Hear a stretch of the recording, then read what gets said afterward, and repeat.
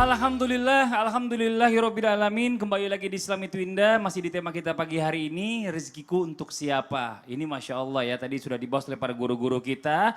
Dan ini saya mau ngajak nih jamaah yang ada di rumah dan juga guru-guru kita di studio. Kita mau lihat sebuah tayangan yang mungkin buat saya ini tayangan yang paling menarik dari tayangan-tayangan yang sebelumnya kita saksikan. Nah ini tayangannya ada seorang anak ya yang memberikan hadiah untuk orang tuanya. Ini dia tayangannya. We are searching for a house for you. This is yours. Oh, so you give me the key to your house? This is your house, Pop. What? What? This is your house. No, dude, it's yours. No, Michael. Dad. No. It's yours. I do this. Yeah, you do. No, Mike, you can't do that. Every kid wants to Take buy your their key. father a house. Take your key, man. It's your key. Mike, I don't do this. Yeah, you do. Ya kita ngeliatnya sedih ya. Ya Allah. Terharu banget kita ya bicara ada masalah. live sebenarnya, seandainya ada tayangannya juga Iya. itu. Saya langsung teringat sahabat saya yang ada di Balikpapan. Iya. Dia bangunkan masjid buat ibunya, di sampingnya Allah. dibangun rumah buat bapaknya. Allahu Akbar. Ini dia nih ya. Itu luar biasa. Maksudnya di zaman sekarang ini kita ngeliat banyak anak-anak justru yang melupakan orang tuanya. Boro-boro merhatiin ya. Boro-boro beliin orang tuanya. Mikirin aja nggak pernah. Asik sibuk dengan keluarganya sendiri. Nah sekarang saya pengen juga mungkin semua juga dapat siraman rohani ya. Biar makin sayang sama orang tua, biar makin cinta. Bagaimana caranya menyadarkan anak bahwa di dalam rezeki yang dimilikinya masih terdapat rezeki untuk kedua orang tuanya. Coba minta penjelasan dari guru kita Ustadz Syam. Silakan Ustadz Syam. Anta wa maluka li abika. Dirimu dan hartamu punya bapakmu. Hadis ini keluar karena komplain seorang anak kepada Rasulullah Sallallahu Alaihi Wasallam. Seorang anak muda datang kepada Rasulullah, ya Rasulullah, bapakku tuh sering ngambil duit, nggak pakai izin lagi. Bapakku tuh sering ngambil duit hasil usahaku. Saya susah payah kerja, cari duit, kerja siang hari banting tulang. Tiba-tiba bapakku ngambil gitu aja. Rasulullah jawab dengan mengatakan anta wa malu kali abika. Harusnya mungkin Rasulullah, anak ini pengennya dibela sama Rasulullah. Apa kek jawaban Rasulullah? Rasulullah bilang ayahmu gak adil atau apa. Tapi ternyata jawaban Rasulullah di luar dugaan anak tadi. Rasulullah langsung mengatakan jangankan hartamu, nyawamu pun punya bapakmu. Saking besarnya jasa orang tua kepada kita semua. Banyak di antara kami, mohon maaf semalam ada seorang orang tua nelpon kami, anak beliau anak yang sukses. Ustadz, anak saya tidak pernah yang namanya, saya tidak mau ngambil duitnya, saya tidak mau ngambil duitnya, saya cuma mau mengaturkan uangnya, saya cuma mengaturkan ini. Tapi ketika saya tanyakan tentang keuangannya langsung dibentak saya Ustadz. Dikiranya saya mau mengambil semua uangnya, padahal saya cuma mau mengaturnya. Dan ini kisah nyata terjadi bahwasanya kami pribadi yang ditelepon langsung oleh ayahnya. Semalam baru tadi malam itu terjadi kisah demikian. Dan kita lihat video tadi Masya Allah, seorang ayah pun dikasih sama anaknya, no. Ayah ini menolak pemberian anaknya karena dia rasa kebaikanmu nak kepada ayah sudah cukup sehari-hari. Maka ayah tadi itu langsung menolak karena dia rasa orang tuanya, anaknya sudah sangat baik kepada orang tuanya. Jikalau dikatakan di dalam Al-Quran berapa banyak ayat yang seandainya mungkin ada Tuhan selain Allah, maka seorang anak akan menyembah kepada orang tuanya. Seandainya mungkin tidak ada Tuhan selain Allah, maka diperintahkan untuk bersujud di hadapan kedua orang tua. Bukan hanya ayah, tapi ibu yang telah melahirkan. Bahkan 3 derajat di atas ayah. Seorang ibu, ummuka, thumma abuka. Ibumu, barulah ayahmu. Kalau ayah saja disebutkan anta wa malu kali abika, dirimu dan hartamu punya bapakmu, apatah lagi seorang ibu yang 3 tingkat di atas derajatnya seorang ayah. Maka seluruh jamaah yang dimuliakan Allah Subhanahu wa taala, kita bisa menjadi seorang anak yang berbakti sesuai dengan tuntunan Allah dan Rasulnya. Kita bisa menjadi anak yang memberikan segalanya kepada kedua orang tua. Rezeki yang Allah berikan kepada kita itu bukan milik kita semuanya. Lihat bagaimana Allah Subhanahu wa taala menggunakan kata nafkah di dalam Al-Qur'an. Seseorang yang mengeluarkan hartanya, kata Rasulullah, untuk masjid itu pahalanya 1, untuk jihad pahalanya 1, diberikan kepada kaum miskin itu pahalanya 100, tapi diberikan kepada orang terdekat apatah lagi bagi orang tua. Itu yang namanya jauh lebih baik daripada sedekah di luar itu. Infak. Wa ma anfaqatum min khairin fa innallaha ya'lamu. Allah Subhanahu wa taala wa ma anfaqatum min nafaqatin aw nadartum min nadrin fa innallaha ya'lamu. Apapun yang kau nafkahkan, apapun yang kau keluarkan. Nafkah itu pernah dijelaskan guru kami Ustadz Abi Amir Faisal bahwasanya nafkah itu adalah sebuah kebocoran. Ketika dikasih masuk ke dalam gelas ada bocor keluar, itu nafkah, itu pasti akan keluar. Jadi apa yang Allah berikan kepada kita itu akan keluar. Baik itu keluarnya kepada anak, kepada istri, kepada pasangan ataupun kepada orang tua yang memang jasanya tidak bisa kita bayar. Seorang pemuda menggendong ibunya, seorang pemuda yang dimintai oleh Rasulullah, wahai Umar bin Khattab, kalau kau ketemu dengan pemuda ini, minta istighfarlah kepadanya. Ya, jadi sahabat itu kan, kalau sahabat hidup di zaman Nabi dan bertemu Nabi. Ada juga tabi'in. Siapa itu tabi'in? Bisa saja dia di zaman Nabi tapi tidak ketemu Nabi. Ya, maka kata Rasulullah SAW, ada seseorang yang nanti kau akan ketemu kepadanya Umar dan kau minta istighfar kepadanya. Siapa itu ya Rasulullah? Nanti cari, namanya Uwais Al-Qarni. Uwais namanya, dia daripada Qarn ya, daripada sebuah kampung di Yaman. Kenapa saya harus minta doa kepadanya? Ada suatu kelebihan, doanya diijabah oleh Allah Subhanahu wa taala. Maka semua dilancarkan oleh Allah Subhanahu wa taala. Padahal Umar kalau dihitung-hitung ini derajatnya tinggi banget loh. Ketemu dengan Nabi, khalifah, orang terdekatnya Nabi. Masya Allah, jin pun lari, setan pun lari kalau Umar berjalan. Tapi disuruh minta doa sama orang ini. Ternyata apa kelebihan Uwais ini? Uwais Al-Qarni adalah seorang pemuda yang ibunya mau berangkat haji. Tapi karena tidak ada kemampuannya adalah dia membeli yang namanya lembu, naik turun bukit. Mulai dari lembu ini kecil, naik ke atas sampai lembu ini menjadi besar. Sehingga dia mengatakan kalau saya sudah bisa angkat lembu ini naik ke atas gunung, berarti saya sudah bisa gendong juga ibu saya menuju haji ke Baitullah. Maka Umar bin Khattab, sahabat-sahabat yang lain disuruh minta doa kepada pemuda yang sangat soleh ini. Kesolehannya ternyata terletak di mana? Terletak kepada baktinya kepada orang tuanya. Kalau seorang Uwais Al-Qarni didengar doanya dan terkenal oleh para malaikat disebabkan karena bakti kepada orang tuanya, maka kalau dihitung dengan pemberian rumah tadi tidak ada apa-apanya dengan apa yang telah orang tua berikan kepada kita. Pemberian apapun tidak ada apa-apanya. Seorang pemuda datang kepada Umar bin Khattab, wahai Umar bin Khattab, saya gendong ibu saya datang ke sini. Ini pemuda yang lain untuk bertawaf melaksanakan seluruh rangkaian umrah dan haji. Apakah itu sudah membayarnya? Kata Sayyidina Umar bin Khattab, satu tarikan nafas, satu tangisan, satu tetes darah, satu air susu ibu yang dia keluarkan ketika melahirkanmu belum bisa kau bayar dengan hal tersebut. Allahu Akbar. Jadi bicara masalah tentang bakti anak kepada orang tua ini nggak berbatas, terus harusnya sampai orang tua. Ya karena kalau kita bicara masalah orang tua harusnya sama-sama kita sadar bahwa orang tua ini juga punya batas waktu. Kalau kita lihat tadi orang tuanya juga Ya sudah Allah. sangat tua ya kan. Dan ditolak loh pemberiannya, gembira ya gitu loh. Allah. Cuma berapa lama dia menikmati rumah itu gitu ya kan. Ini memang aduh ya kadang-kadang anak muda ini suka egois ya. Mudah-mudahan dengan menyaksikan Islam itu Indah tayangan tadi ini bisa jadi pelajaran buat kita semuanya. Nah sekarang saya punya lagi nih, ada video lagi buat jamaah yang ada di rumah dan juga para guru-guru kita tentang curhatan istri terhadap suaminya yang pelit. Ini dia videonya. Cantiknya istri itu tergantung suami. Kalau suaminya pelit, mau istrinya cantik, ngimpi. Mana ada cerita kayak gitu, suami pelit, mau istri cantik.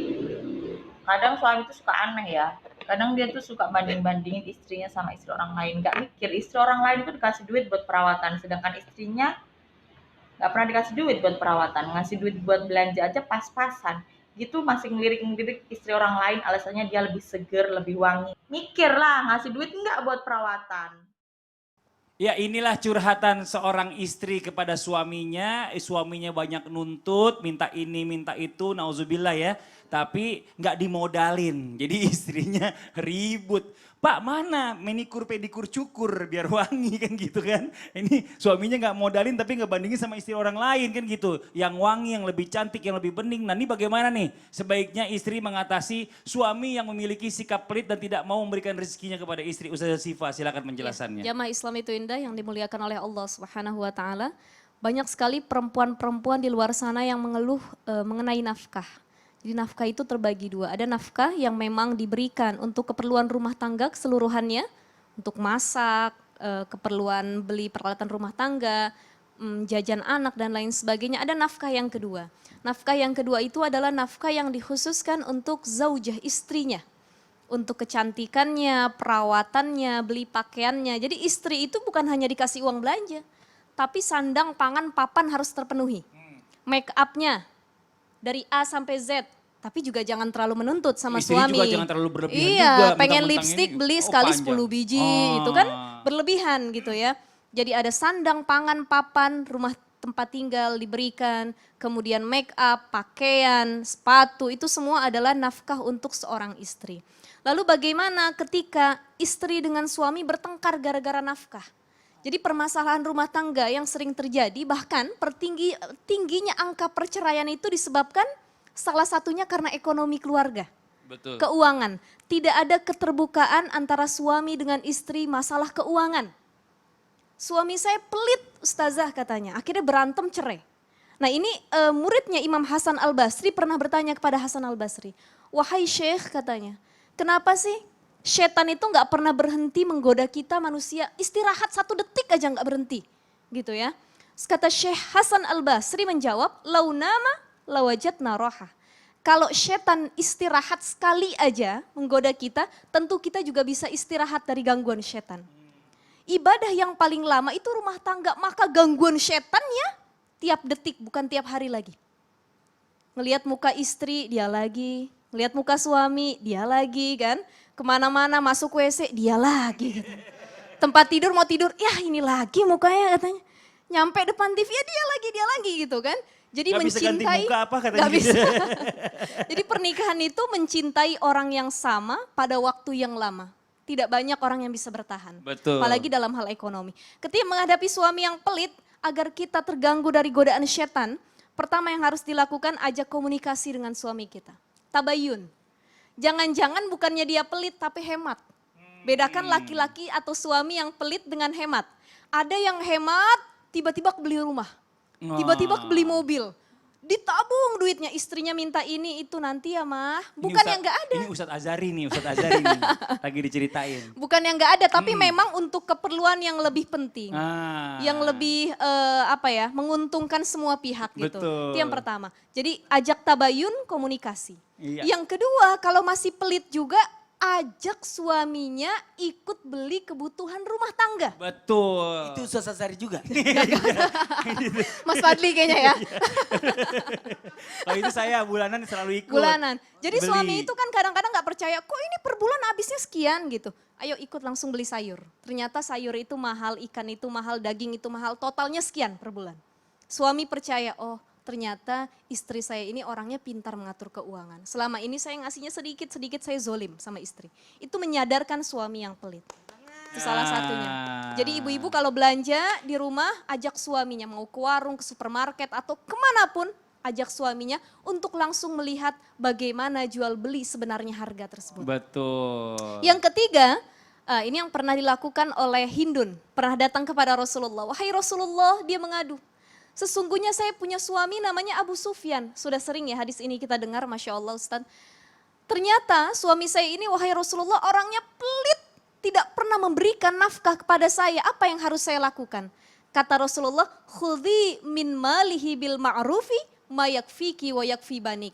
Ambil saja kata Rasulullah, kalau dia pelit, ambil uangnya.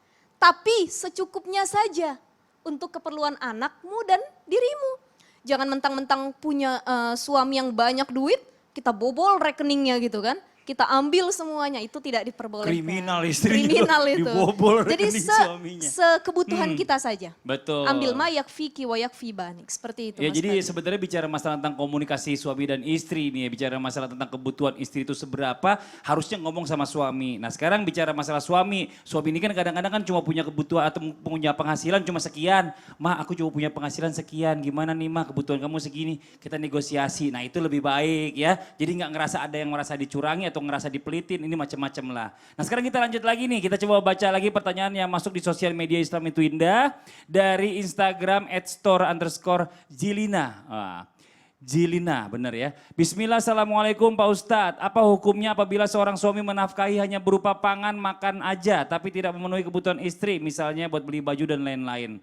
Dan tidak pernah memberikan uang tiap bulan. Semuanya suami yang ngatur. Apa hukumnya juga tidak menafkahi batin selama 2 tahun? Syukron Pak Ustadz, jazakallah khairan kasiran. Ini 2 tahun udah gak dikasih batin juga, gimana ceritanya Ustadz nih? Mohon izin Ustadz penjelasannya. Baik. Bismillahirrahmanirrahim. Buat kita semua terima kasih banyak yang lagi curhat terus membawa masalahnya ke Islam Tinda dan jadi pembelajaran buat kita untuk tidak melakukan hal yang sama dan bisa mencarikan solusi buat kita semua. Mohon izin saya katakan ar-rijalu qawwamuna 'alan nisa. Laki-laki itu pelindung bertanggung jawab atas wanita karena Allah memberikan kelebihan atasnya. Nah, dalam hal ini kasus yang ini kalau berbicara tentang hukum menjadi kewajiban bagi suami kepada istrinya untuk apa? Memberikan nafkah. Tadi sudah dijelaskan Ustaz Sam tadi, makasih banyak, bagus. Nafkah itu pasti akan keluar, tapi dalam hal ini sosok laki-laki kalau sudah jadi suami 3 kewajibannya. Selain menafkahi, melindungi, selain melindungi, mendidik. Nah, kalau mungkin ada yang berkata tadi tidak memberikan nafkah kepada istrinya karena takutnya boros, bisa jadi karena hal mendidik, karena bisa jadi lagi nabung. Kalau istrinya mungkin tidak tahu nabung. Tapi dalam hal ini kalau sebagaimana tadi kasus tidak memberikan, kan nafkah itu kan ada 2, lahir dan batin. Lahir batin, 2, 3, lahir batin. Lahir batinnya. Nah, hak seorang istri ini kalau saya kembali saya mengucapkan terima kasih kepada kantor urusan agama. Ada namanya pembinaan sebelum berumah tangga, bahkan dikasih ijazah penataran dulu.